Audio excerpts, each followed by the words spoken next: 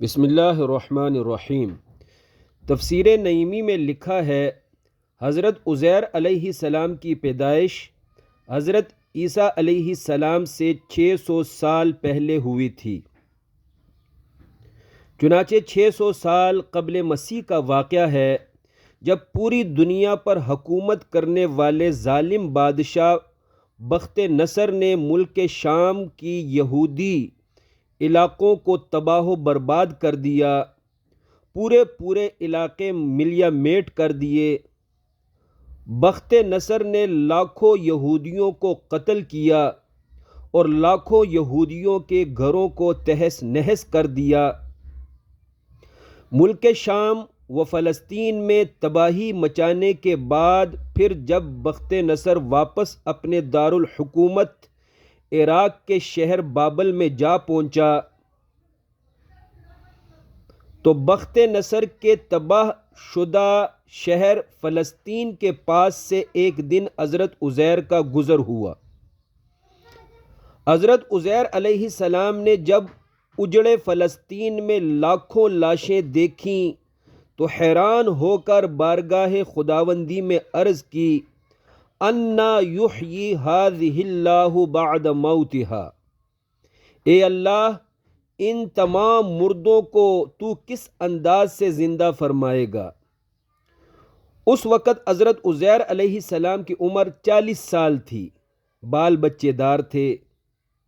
انا یحیی ھذہ اللہ بعد موتہا کہتے ہی اللہ پاک نے حضرت عزیر کی روح کو قبض کر لیا، اور پھر اللہ پاک نے حضرت عزیر علیہ السلام کو 100 سال فوت شدہ حالت میں رکھا۔ یہی بات قرآن پاک میں یوں بیان ہوئی ہے، فَأَمَاتَهُ اللَّهُ مِئَةَ عَامٍ ثُمَّ بَعَثَهُ۔ اللہ پاک نے 100 سال بعد حضرت عزیر کو زندہ کیا۔ تب حضرت عزیر کو عین الیقین ہو گیا کہ اللہ پاک اس انداز سے فوت شدگان کو زندہ کرے گا۔ اللہ پاک نے حضرت عزیر کے مرے ہوئے دراز گوشت کو حضرت عزیر کے سامنے زندہ کیا، جس کی ہڈیاں بھی مٹی ہو گئی تھی۔ یہ حیران کن معاملات ہو جانے کے بعد حضرت عزیر اسی اپنے گدھے پر سوار ہو کر واپس اپنے محلے میں تشریف لے آئے۔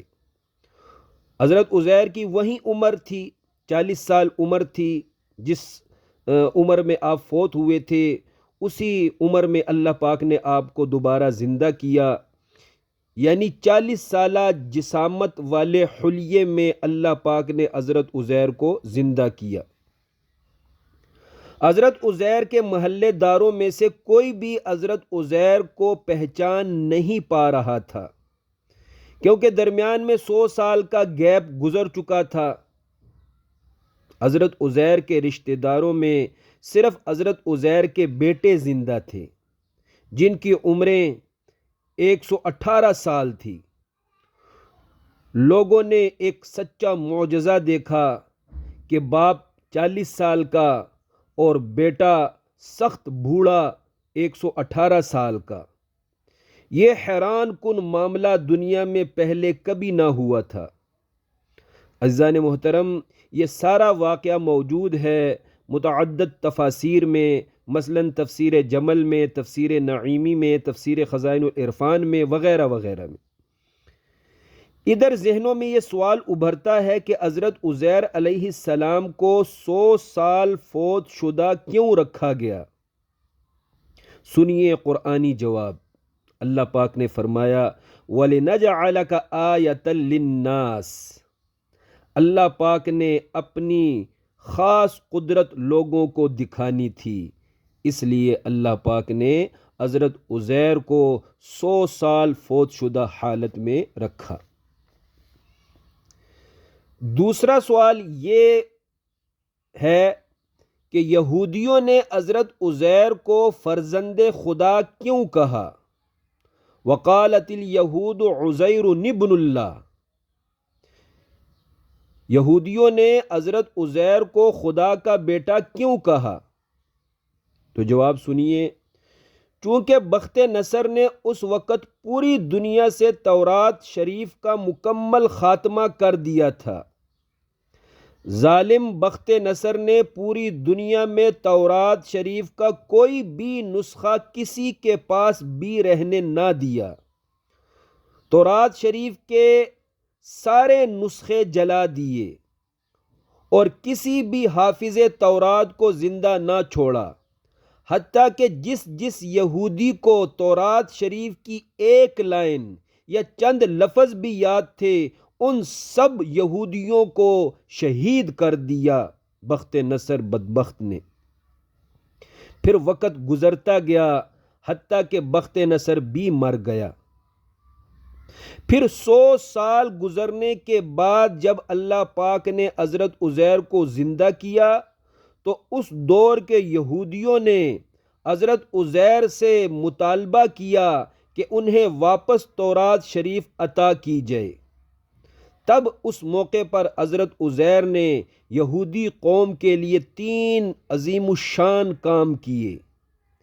یہودی قوم پر 3 بڑے احسانات کیے۔ نمبر 1، حضرت عزیر علیہ السلام نے تمام یہودی قوم کو نیک اعمال کرنے پر آمادہ کیا۔